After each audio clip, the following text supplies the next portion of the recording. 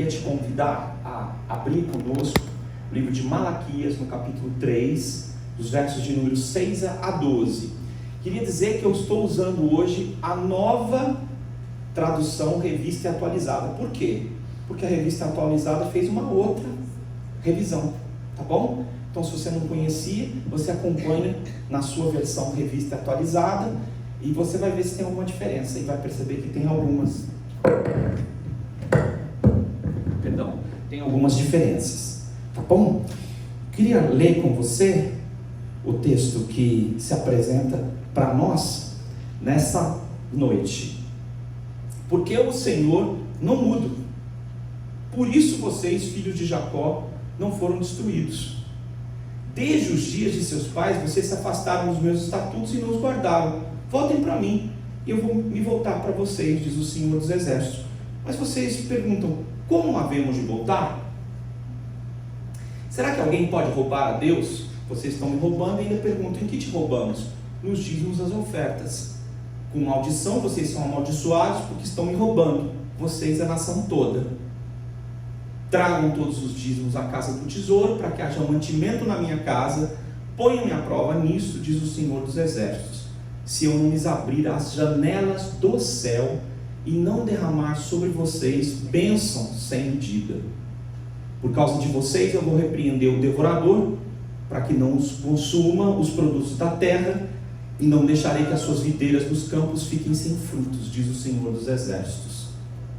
Todas as nações dirão que vocês são felizes, porque vocês serão uma terra de delícias, diz o Senhor dos Exércitos. Sobre o que eu não vou falar hoje à noite, sobre dízimos e ofertas, ok? Eu vou falar para vocês nessa noite, conforme o tema nos diz, sobre as janelas do céu. Sobre as janelas do céu. Em primeiro lugar, eu queria te dizer uma coisa que me chama muita atenção no verso de número 6. Porque eu, o Senhor, não mudo. Eu não mudo. Primeira coisa que eu quero destacar para vocês é a imutabilidade de Deus. Deus não muda. Nós estamos vivendo um tempo em que as pessoas estão pregando um Deus situacional. Se você não der hoje, você vai ver que Deus vai arrancar as teias da sua casa, né? Isso é muito comum as pessoas dizerem, como se Deus fosse um Deus que amaldiçoa. Imagina que Deus quisesse destruir o mundo, Ele já tinha destruído. Imagina que cada pessoa que pede para morrer, morresse. Imagina, o mundo estaria deserto. O Senhor, eu não quero mais ver. Uf, foi embora. Pensou? Deus não é assim. Ele diz, a razão de vocês não terem sido destruídos é porque eu não sou assim. O texto começa dizendo isso. Eu não sou assim. Deus não muda. A gente canta muito aqui na igreja que Deus é bom.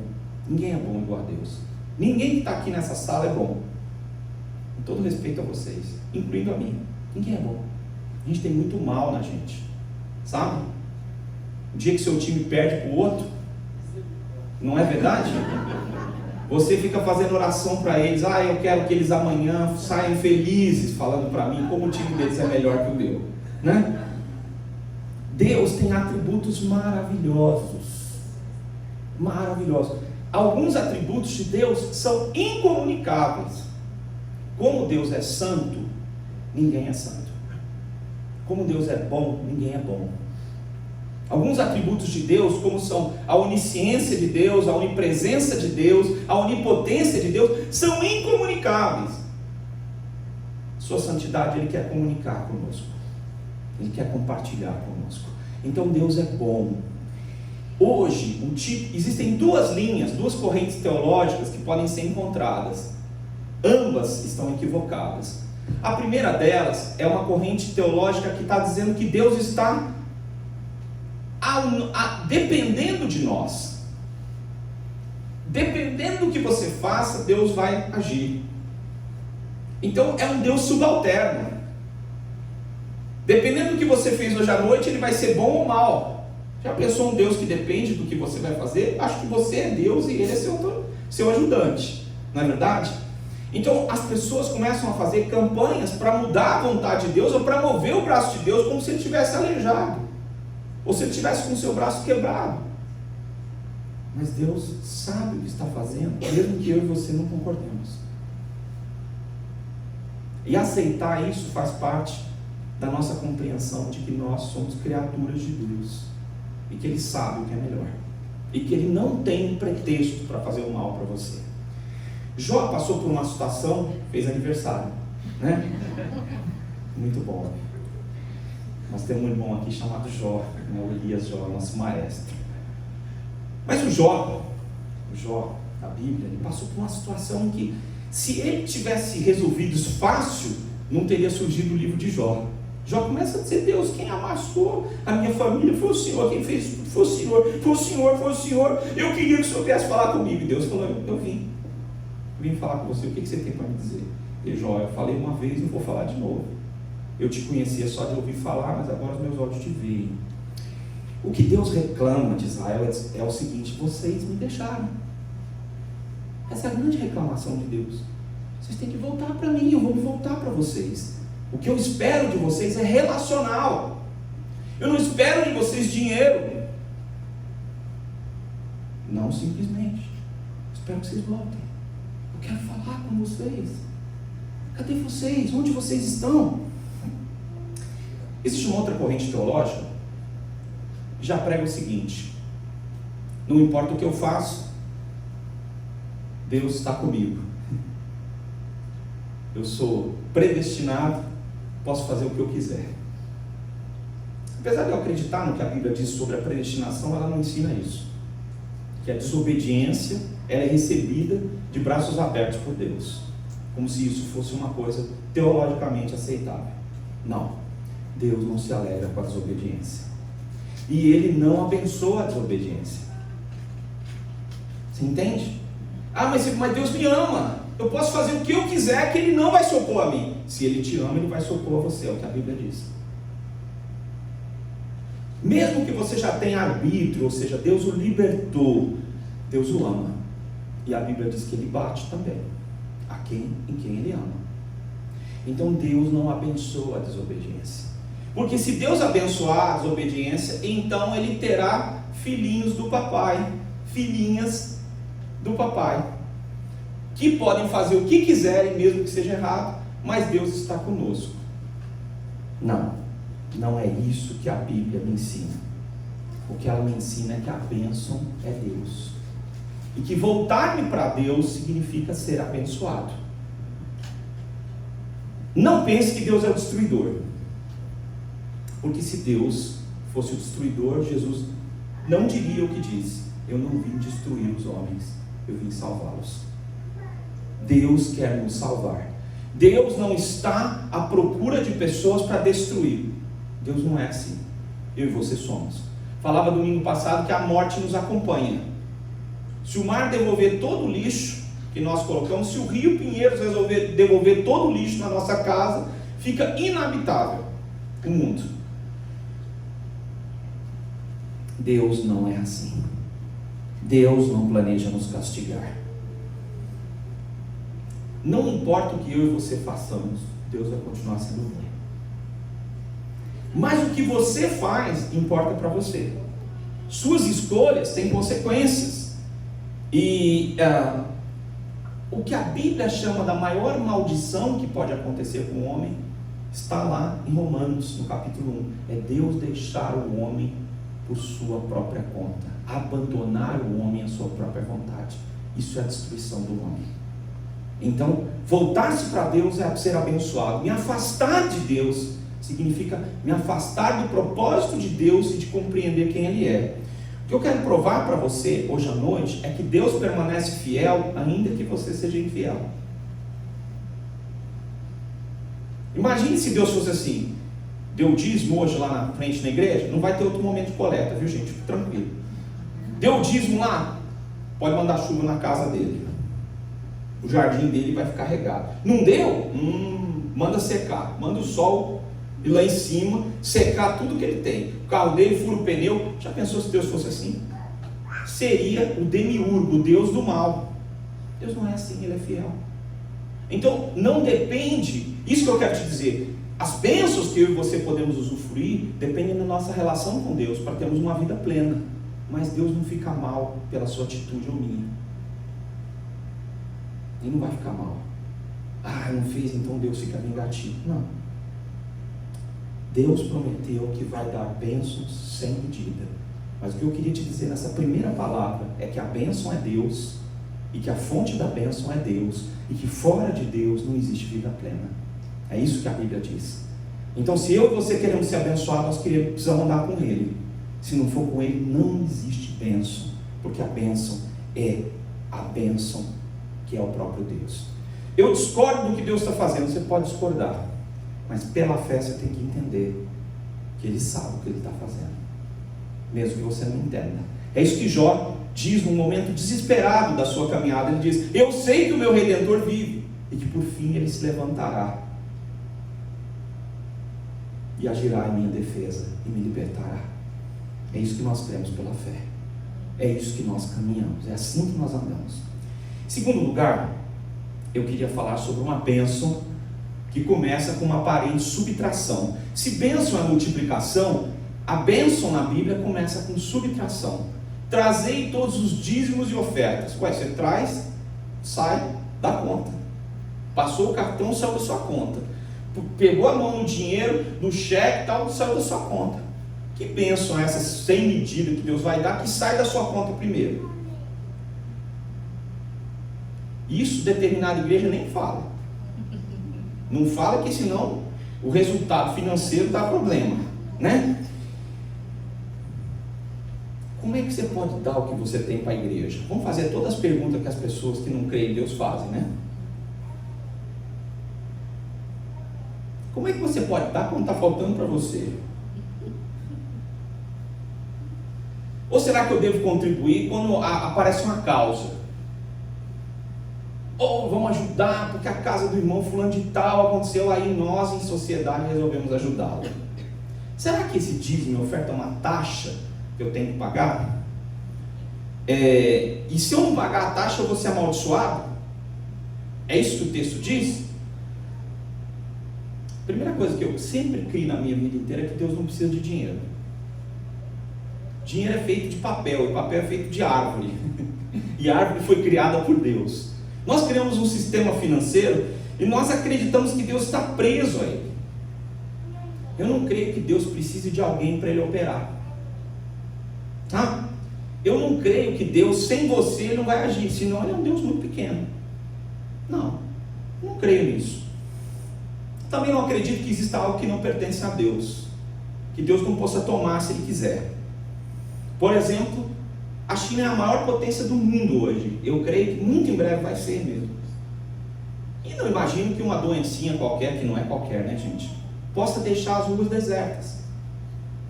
Mas quando a gente olha para essas coisas todas, a gente vê como o ser humano é frágil. Como nossos planos são planos megalomaníacos, mas a nossa realidade é muito pequena.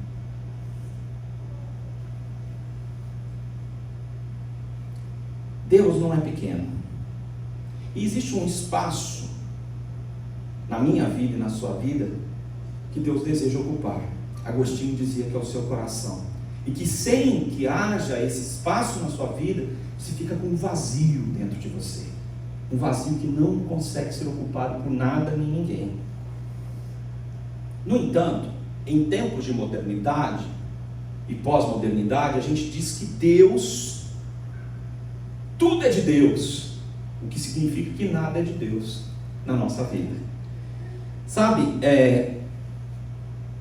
nós vivemos dias em que tempo, recursos, coração, contribuição, amor, tudo está misturado como se fosse um caldeirão na nossa vida. Nós estamos preparando um cozido, e o cozido que nós estamos preparando depende das circunstâncias. Sabe, dependendo da circunstância, eu resolvo procurar a Deus, resolvo amar a Deus, resolvo dispensar recursos. Dependendo das circunstâncias, eu resolvo que eu estou no centro e que tudo me pertence, e quando tudo me pertence, nada me pertence. Estou vivendo entre tudo e o nada. Deus chama nesse texto, quando fala de dízimos e ofertas, que você está me roubando. Se tem algo que é meu, é que você está pegando. nós entendemos que, de verdade, o afastamento de Deus não pode ser abençoado. Quando eu retiro o que é de Deus, o espaço que é de Deus na minha vida, eu estou roubando a Deus. Quando eu retiro aquilo que pertence a Deus, eu estou roubando a Deus. Eu estou simplesmente tirando de Deus o que pertence na minha vida. E eu estou me afastando dele. E me afastando da bênção que ele tem para a minha vida, que é ele mesmo. Por que isso acontece? Porque quando eu me afasto de Deus, o destino que eu estou escolhendo não vai ser o mesmo. Deus me deu tudo que eu possuo. E ele me colocou para ser dispenseiro. Você vai usar à vontade, mas você vai cuidar dessa dispensa conforme eu pedir. Fora dele não há bênção. E ele diz assim: tem um devorador. Aí o cara fala: nossa, é agora. Eu queria te explicar o devorador sob uma outra perspectiva, totalmente diferente do que eu já ouvi na vida, tá? Primeira coisa que eu queria te dizer é sobre o devorador do tempo. Quando você não tem propósito para a sua vida, o tempo é devorado. Muitas coisas. Se você observar como uma criança gasta o tempo dela, ela está à procura de emoção, prazer, alegria. Ela procura na TV, no videogame, uma série de coisas, qualquer coisa, na brincadeira. E o tempo vai indo. Eu costumo dizer que a nossa vida ela é contada em décadas. É uma maneira de ver. A gente leva uma década para descobrir uma coisa. E a gente leva uma outra década tentando mudar aquilo que a gente descobriu que está errado. Os anos da nossa vida podem ir em vão. E nós não questionamos se o que nós estamos fazendo vai dar certo. Nós vamos fazendo. Na expectativa de que dê certo. Nós nos dedicamos a pessoas, a instituições, nós nos dedicamos a projetos, e depois de um tempo a gente descobre que aquilo não tem sentido. Mas a gente se dedicou arduamente por aquilo. E a gente até achava que Deus estava metido naquilo. E passado um tempo, nada daquilo fluiu. O tempo foi devorado. E você olha no espelho e você está bem mais velho. Isso que é triste. Ou bem mais velho. Isso é muito triste, porque você olha, mas o que aconteceu com o tempo? Em Deus o propósito, o sentido e a razão se unem com a alegria e a paz. Quando você anda com Deus, sua vida começa a ter um propósito. E você começa a fazer coisas que até você acha que são despropositadas, mas elas vão ter um sentido, uma razão, porque Deus sabe o que está fazendo. Sabe? O devorador do tempo somos nós mesmos, muitas vezes, e a nossa falta de propósito. Nós acreditamos. A segunda coisa que eu quero chamar nessa noite é o devorador das emoções. Hoje as pessoas estão cada vez mais despreparadas emocionalmente. É verdade. Ao mesmo tempo que o homem ganhou determinadas aptidões, existe uma certa infantilização quando se diz a respeito à vida emocional. Hoje não é difícil de encontrar um moço brilhante no seu trabalho e dizer: cansei, brigaram comigo, eu vou embora. Mas você vai embora do trabalho e da sua carreira? Não, eu não quero mais. Mas isso é possível? Se você não sabe, é só se informar. As pessoas estão procurando uma vida feliz, e se elas acham que essa vida não é feliz no lugar onde ele está bem sucedido, diferente de décadas atrás onde o trabalho estava em primeiro lugar, as pessoas desistem. Emocionalmente elas estão instáveis. Por quê? Porque muitos de nós vivemos de uma forma apaixonada. O livro de 2 Timóteo capítulo 2 versículo 22 diz: fujam das paixões da mocidade. Tem gente que está vivendo apaixonadamente. Cada semana tem uma paixão diferente. É engraçado que quem vive apaixonado, ele conta daquela paixão como se fosse a paixão da sua vida. Pode ser 1 mês, 2 ou 3, mas depois a paixão acaba. Viver apaixonadamente leva de nós, tira de nós a capacidade dos nossos sentidos espirituais, de descobrirmos o que está acontecendo conosco. Você pode estar apaixonado ao inverso. Você pode estar destruído pela sua vida emocional. A sua vida emocional está destruindo você. O descrédito, a falta de esperança, tudo que você sente, você investiu. Mas você pode se apaixonar pelas coisas erradas, pelo abismo, pelo veneno, por projetos solitários que não cabe mais ninguém.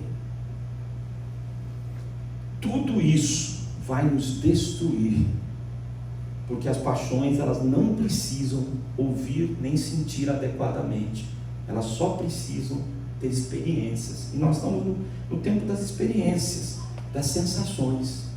Sentir é mais importante do que saber e do que ser. Esse estilo de vida devora a vida emocional das pessoas. Terceiro lugar que eu queria falar é sobre os recursos que são devorados. Uma coisa que ninguém que está aqui, desculpa, se você, de verdade eu não posso medir todos vocês, talvez alguns de vocês sejam menos consumistas do que eu. Então, como a gente não tem uma maneira de medir o consumismo, a nossa maneira de medir o consumismo talvez seja o nosso poder aquisitivo. Mas tem gente que usa 110% do seu poder aquisitivo para consumir. Porque nós somos uma sociedade de consumo. É inegável. Existem lugares em que não existem condições de consumo similares às suas. Você pode dizer, eu não sou uma pessoa consumista, mas comparado com alguém da África Central, você seja um consumista ao máximo. Por isso que eu estou dizendo que depende das referências. Nós estamos numa sociedade de consumo. E como funciona a sociedade de consumo? Nós comparamos os desejos com a nossa vizinha. Costumo brincar, né? Ah, mas ela você viu? Ela comprou uma geladeira de 3 portas. Entra por uma, sai pela outra e depois entra pela outra. É geladeira de 3 portas, cara. Você tem geladeira de 3 portas? Ah, lá em casa não tem geladeira, não tem. Na minha não tem, mas na casa da pessoa que nós estamos fazendo alusão tem.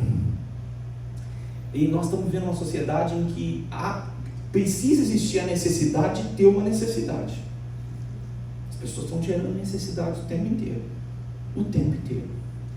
E existem sociedades de consumo muito mais avançadas do que as nossas, em que consomem mais do que nós. Por quê? Porque nós somos um país em desenvolvimento. Se fosse desenvolvido, nós estávamos consumindo mais ainda. É assim que funciona. E nós não estamos preocupados em quem necessita. Nós não estamos preocupados, nós não estamos olhando para isso. E eu queria te alertar nessa noite, sabe, de uma forma muito especial, que Deus abençoa de uma forma muito estranha, que é subtraindo. Jesus, quando foi multiplicar os pães, ele falou assim, quem tem pão? Começa a esconder todo mundo o lanche, né? E ele não sabe que vai ter abundância, porque o desejo de Deus não é tirar o que você tem, é te abençoar. E uma das coisas que a gente, numa sociedade de consumo, a gente não percebe, é a necessidade das pessoas. Eu escolhi hoje dividir com vocês uma bênção que nós tivemos no ano passado, que vocês apoiaram em oração, alguns de vocês foram voluntários, que foi o seguinte, um projeto de adotar uma escola nas piores condições da cidade de São Paulo, num lugar onde eu já andei atuando e que eu resolvi não desistir de atuar.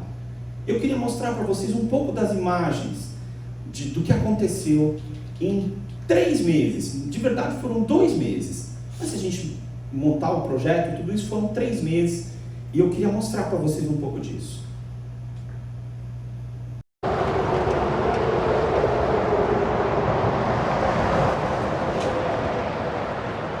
Estamos numa área de vulnerabilidade muito grande, o risco social aqui é tremendo. Nós estamos no Jardim Ângelo, mundialmente conhecido com a periculosidade, e é uma população muito carente, que precisa de cultura, precisa de arte, precisa de música, precisa de dança, precisa de tudo. E a música para eles, eu acho que vai fazer com que eles tenham uma perspectiva, uma visão de futuro, que eles possam projetar isso melhor, ao invés de viver nesse mundinho que eles assim vivem, às vezes, por desconhecimento também de cultura, de educação, de formação, de tudo. vocês estão nos ajudando muito. Eu agradeço. É uma oportunidade muito bacana aqui, né, para o desenvolvimento de vocês, para o crescimento de cada um, tá? Então, a gente vai falar um pouquinho de cada instrumento, rapidamente, que a gente também não tem muito tempo. O violão, como eu acabei de tocar aqui, toquei um country music, né? Então, é um instrumento que dá para tocar todos os ritmos, todos os estilos.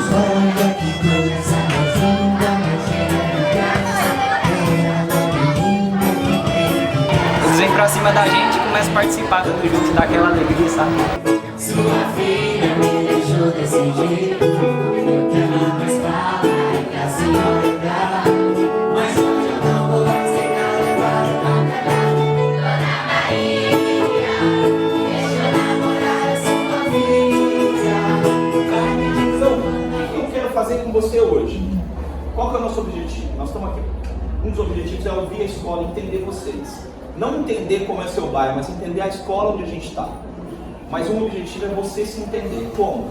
O que a gente consegue perceber no contato com os adolescentes, que é o que eles querem, os sonhos de conquista, tudo que eles desejam está muito longe, e eles não têm muito meios, não têm muita perspectiva de como conseguir alcançar isso.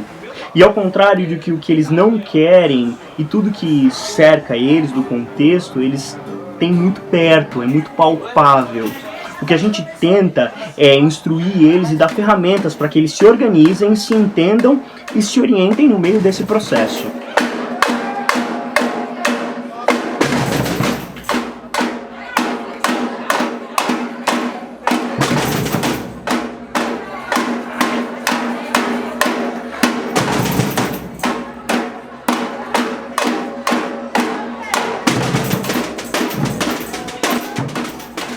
O objetivo do Supernova Cultura é trabalhar com transformação social, através de ouvir as crianças e através da música e de falar sobre a razão mais profunda na vida das pessoas, que é Deus agindo nos seus corações. Não, aí você fez assim. Eu buguei na hora. E o detalhe, o improviso não ficou ruim. A Gabi não sabia disso que ia acontecer. O professor observasse a prática e as crianças fossem...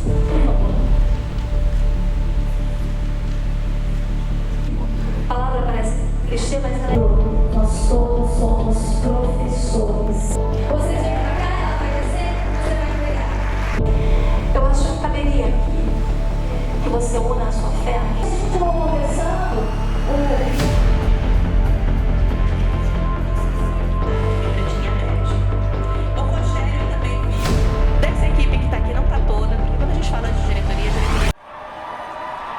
Com muito carinho, parte da equipe de percussionistas formados pela Supernova lá na Outro Montes. É com vocês. Professor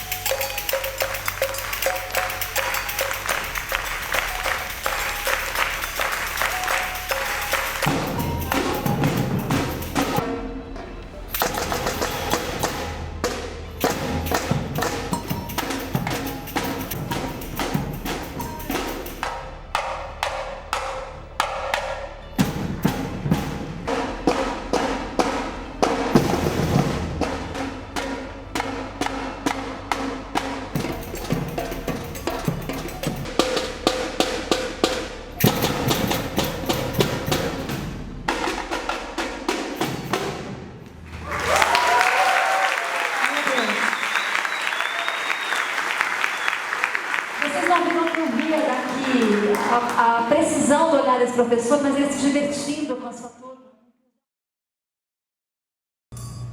Eu quis mostrar para a igreja um pouco disso. Isso aconteceu em 2 meses numa escola. E uma das coisas mais interessantes foi sentar com os meninos e dizer o que você quer para a sua vida para daqui a 1 ano, 3 anos, 5 anos e 10 anos. E a escola está esperando que a gente volte, e nós estamos esperando o recurso para voltar lá esse ano, né? Nós adotamos uma escola carente, uma escola que precisa muito, e ao nosso redor vão ter pessoas que estão precisando. Mas se eu e você entendemos que fazer isso é uma subtração, nós nunca vamos agir. Então eu queria contar um pouco disso para vocês. O Léo esteve com a gente lá nessa escola, e é muito impactante ver que o que os meninos não querem é exatamente para onde eles estão indo, né? Os maiores medos da escola, de forma geral, o maior assunto discutido entre eles é a paternidade, que eles não querem. Eles não querem ser pai nem mãe agora, mas eles não estão contribuindo muito para isso não acontecer, sabe?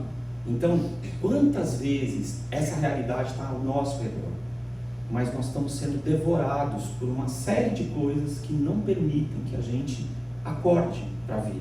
Em terceiro lugar, eu queria falar sobre a janela do céu, ou as janelas do céu. Janela na casa é para trazer ar. Me dá uma angústia quando fecham as janelas lá em casa, porque se fechar as janelas, o que acontece? Não entra sujeira, não é verdade, mulheres? Não precisa varrer, não precisa aspirar, mas não entra ar, que dá aquele calor que nós homens temos, não é verdade? E sem as janelas a gente não vê o que está acontecendo ao nosso redor. Se tem uma coisa que o pessoal no interior gosta é de janela, na rua, para ficar. Tem gente que fica só vendo quem passou, quem entrou. E se você quiser informação lá, vai na casa número tal que sabe tudo. É um olho na cozinha e um olho na janela, né? A janela também é aberta para entrar o sol na nossa casa. Parece que o sol faz tão bem para nós, né? Nós somos um país tropical e nós gostamos do sol. Sumiu o sol, o brasileiro começa a reclamar. Apareceu, o brasileiro também começa a reclamar. Funciona assim. Mas nós somos um país que precisa. As janelas nos permitem enxergar o que está ao nosso redor. A região onde a gente mora é dentro de São Paulo, bem perto do aeroporto, mas tem muito passarinho. Você levanta cedo, os passarinhos estão cantando, que era uma região que tinha muita casa, muita chácara, não sei o que dizer, mas tem muito passarinho. Talvez lá na sua casa também tenha. As janelas te permitem ver isso. Trazem vida para a casa mais triste. O dia que o sol entra e bate no chão da sua casa, pode ser o pior chão do mundo, mas tem sol igual na casa do mais rico da vizinhança. Sol. Só que existem janelas que são muito altas. Eu escolhi uma para mostrar para vocês. É o edifício mais alto do mundo, a limpeza.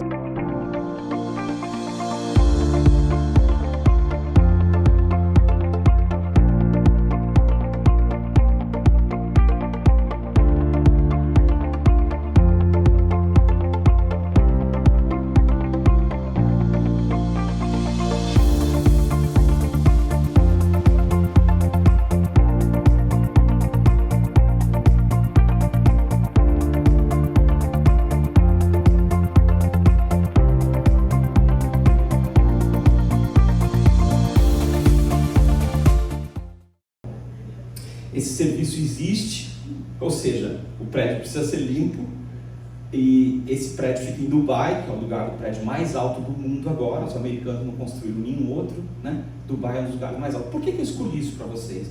Imagine as janelas dos céus, do céu, onde Deus se refere. Você não tem acesso, você não sabe do que se trata. Sabe por quê? A janela, você precisa enxergar o que existe nos céus, senão o que você espera aqui da terra. E eu quis mostrar a distância, que dá para perceber, quando a câmera foca, ela não consegue nem observar o chão, porque foca as pessoas, o chão está muito distante. Às vezes, Deus promete que Ele vai abrir as janelas do céu, as janelas do céu, mas eu e você estamos na terra, e o que a gente acha que é a janela do céu não é o céu, é o que a gente acha. Deus diz: eu vou abençoar vocês, vou abrir as janelas do céu. As janelas do céu nos mostram onde Deus vive, como Ele vive, de que jeito Ele vive, quem é Ele. E Ele quer nos ensinar o que é eterno e ilimitado. E nós queremos perpetuar a lição do que é limitado e do que é terreno. Deus não é limitado pela sua obediência ou desobediência, mas a maneira como Deus vai abençoar a sua vida depende da obediência, proximidade, e da desobediência, distância, tá? Deus prometeu que vai abençoar de forma especial, dessa maneira, os que obedecem. A rebeldia é um estado de espírito que nos afasta das pessoas. A rebelião nos afasta do Deus Supremo. A bênção de Deus é ilimitada. Ela vai ser derramada sem que Deus meça. Dizendo, não, aquele ali já está muito abençoado. A mulher dele como é abençoada. Olha o carro dele abençoado. Ó a palavra dele abençoada. Ó o sapato abençoado. Não, Deus não trabalha assim. Satanás foi ter uma conversa com Deus a respeito de Jó. Ele é tão bom assim que olha tudo que o Senhor deu para ele. Esse cara é abençoado. A mulher dele, os filhos dele, olha as propriedades dele. Deus falou, pode meter a mão em tudo. Ele não é abençoado por causa disso. Ele é abençoado por minha causa, porque eu sou o Deus dele.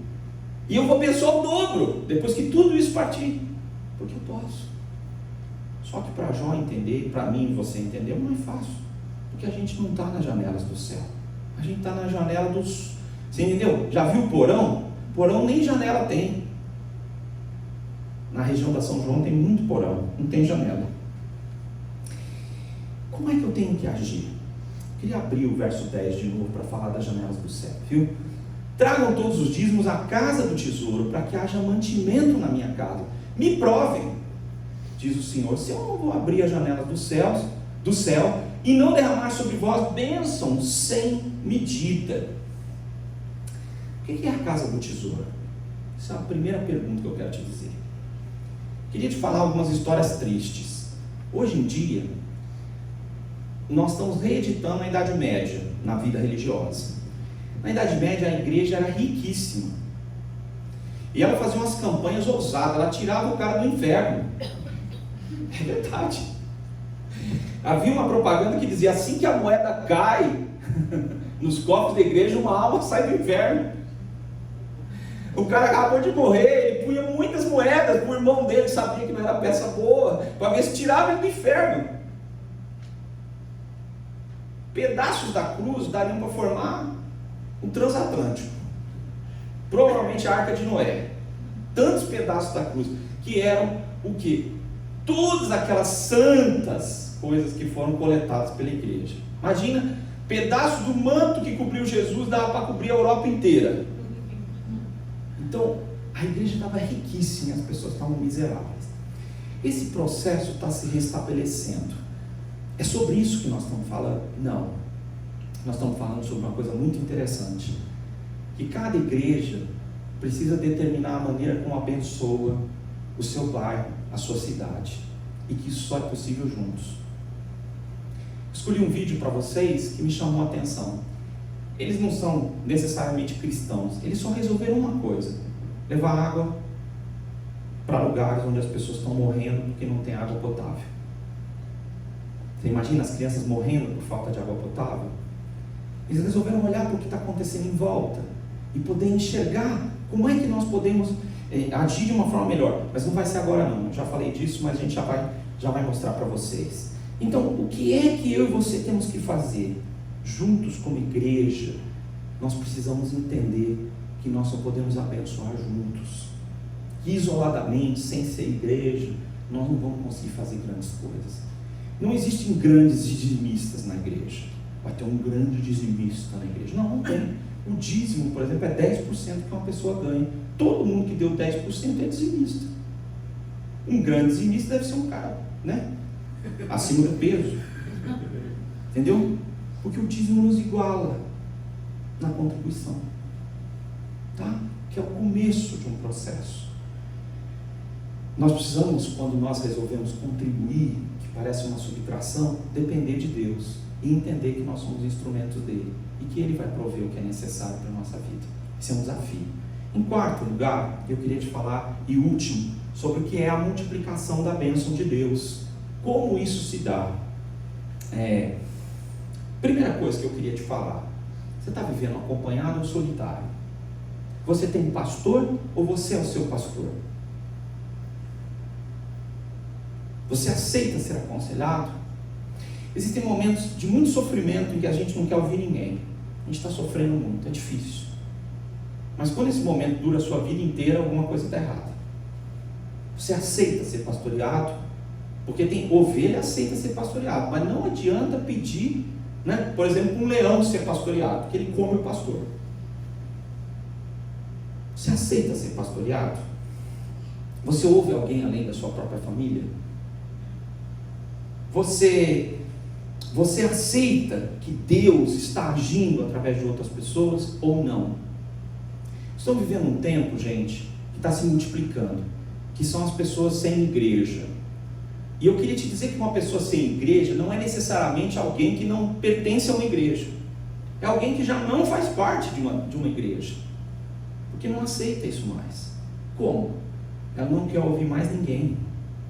Ela não aceita que ninguém se aproxime da vida dela. E o que acontece quando alguém se aproxima da vida dela e começa a falar alguma coisa que ela não quer ouvir? Ela muda de igreja.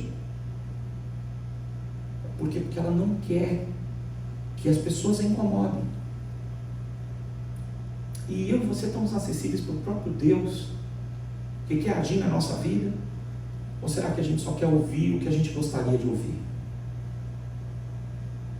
A partir do momento que eu entendo que eu não posso viver mais isolado e que eu preciso ser pastoreado, eu preciso entender que esse movimento de não pertencer a nada é um movimento de todos nós. Você paga o clube, mas se o clube começar a encher a paciência, você sai do clube, porque ninguém mais quer participar e pertencer a nada. E a partir do momento que eu não acredito e não aceito mais pertencer, eu começo a me isolar. E eu não acredito mais em casa do tesouro, nem que Deus use pessoas e nem que Deus possa mudar o mundo. Esse projeto que eu mostrei para vocês aconteceu porque vocês acreditam, muitos de vocês, que a ação social é educacional, é uma pregação. Na escola eu não fui falar da Igreja Redenção. Na escola eu fui falar que eu acredito em Deus e que Ele é uma esperança. Isso eu falei para todos, e na frente de quem eu quiser e do profissional que quiser, eu repito isso.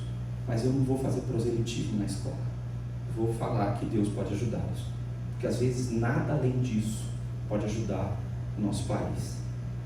Nós não somos a direita e muito menos a esquerda. Nós somos chamados para mudar o mundo. Como? Porque as janelas do céu estão por trás de nós. Nós não iremos fazer se Deus não estiver conosco. Mas se Deus estiver conosco, nós faremos.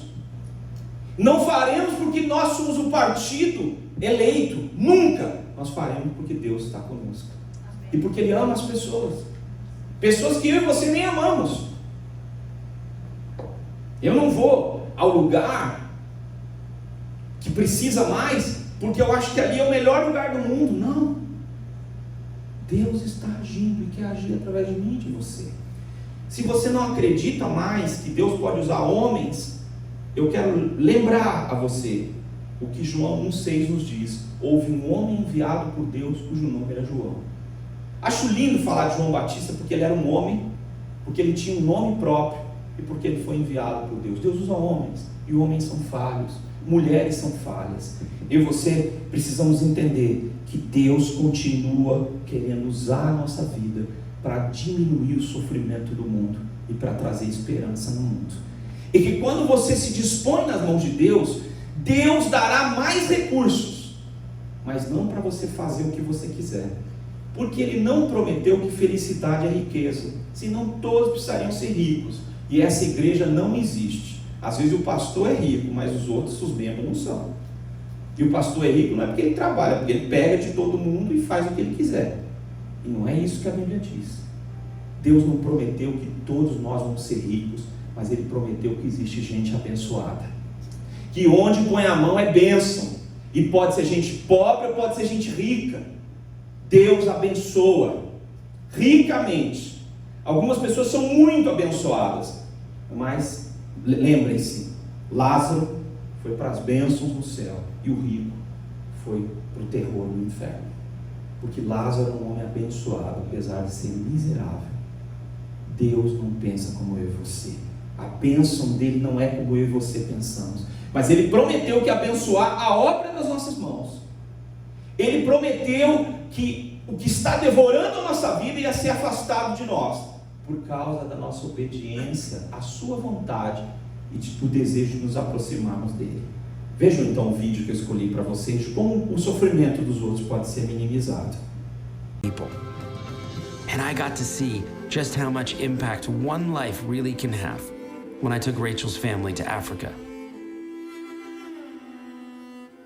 We greatly love Rachel and continue to love her family, and I'm overwhelmed with how greatly you have honored her memory. Please receive my most deepest and heartfelt thanks.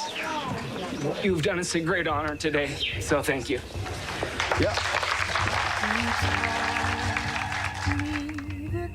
Rachel developed such a big heart from such a young age that she understood and felt the pain of others on the other side of the world. It's the most beautiful gift a person can give.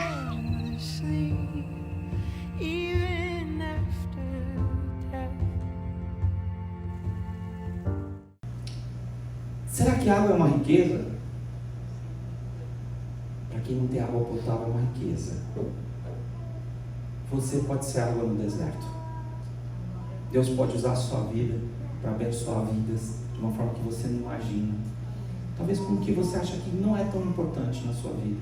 Talvez seja a coisa mais rica que você tem, que vai fazer diferença para milhões de pessoas.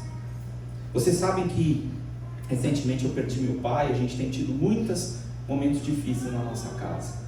Talvez eu não seja a pessoa mais indicada para estar falando para vocês hoje à noite. Eu disse isso para mim mesmo. Mas não me indispus diante de Deus de vir trazer a palavra para vocês aqui. Não importa a situação que você esteja vivendo, talvez não seja mais fácil. Talvez você não esteja vivendo um momento fácil. Talvez você não queira falar com ninguém. Mas ao mesmo tempo você decide obedecer a Deus. E Deus vai transformar isso numa grande bênção. Uma bênção que você não pode imaginar. Porque Ele pode trazer água viva para quem está desesperado. Essa é a minha oração para vocês, a minha palavra nessa noite. E eu queria também nesse momento dizer para vocês que nós precisamos muito da ajuda de Deus. Então, eu vou pedir que os nossos visitantes fiquem de pé para a gente destacar a presença de vocês, tá bom? Entregar a nossa fichinha para vocês. Tem mais gente aí nos visitando, tá bom? Vou pedir, não são tantos hoje nos visitando, vou pedir para vocês dizerem o nome de vocês. Soriana, Micael, Vera e a Silvana. Recebam os cumprimentos daqueles que fazem parte da nossa comunidade, que estão próximos de vocês aí.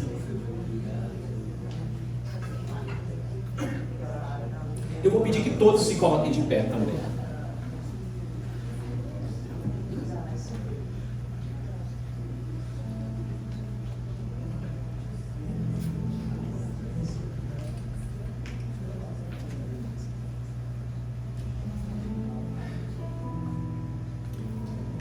Eu queria orar para que Deus abençoe a sua vida, para que Ele multiplique, acima de tudo, a obediência nossa. E eu queria comentar com vocês que a gente deu uma notícia dessa proposta de que nós estamos fazendo, tal, de imóvel, mas eu também quero dar outra notícia, que significa que no momento em que for aprovado, nós mudamos, certo?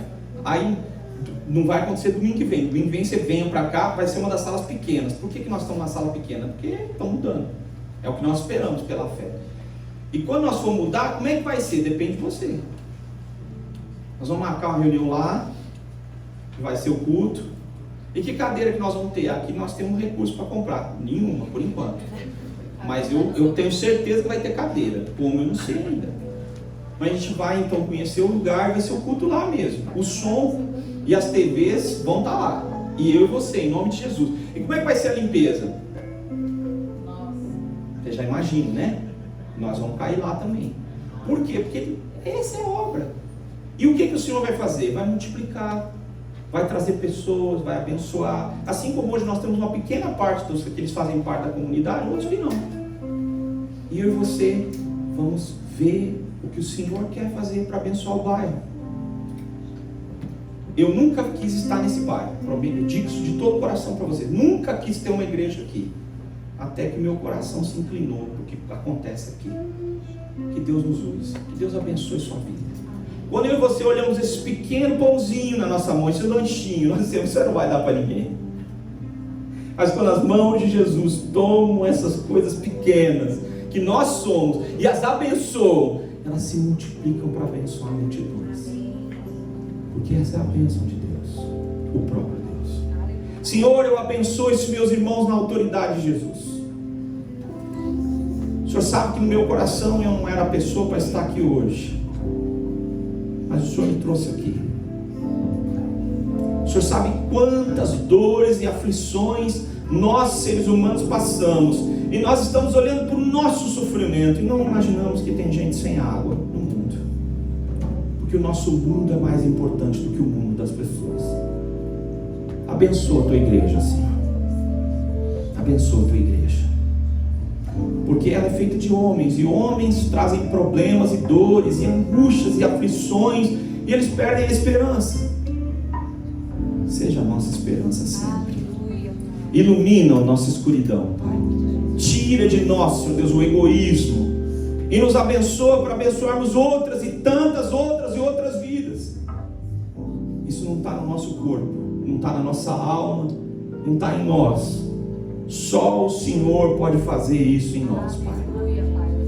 Nós declaramos que queremos ser obedientes, Pai. Muda o nosso coração rebelde, que não quer se curvar diante do Senhor.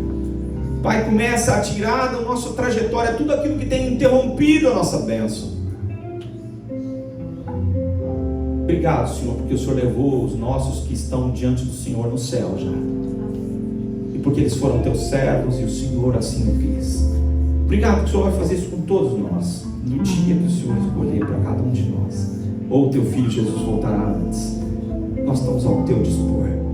Nós queremos conhecer essas janelas que estão muito acima das maiores janelas dos homens, onde tu mesmo habitas, Pai. Faz a tua obra, Senhor Deus. Traz o teu reino sobre a terra. É o que nós te pedimos em nome de Jesus. E agora, meus irmãos, que a graça de Jesus, o amor de Deus o Pai e as consolações do Espírito Santo repousem sobre vocês e tragam paz sem fim ao coração de vocês, e derramem as bênçãos dos mais altos céus sem medida, ao passo que vocês abrem seu coração para obedecê-lo e amá-lo hoje e para todos sempre. Amém.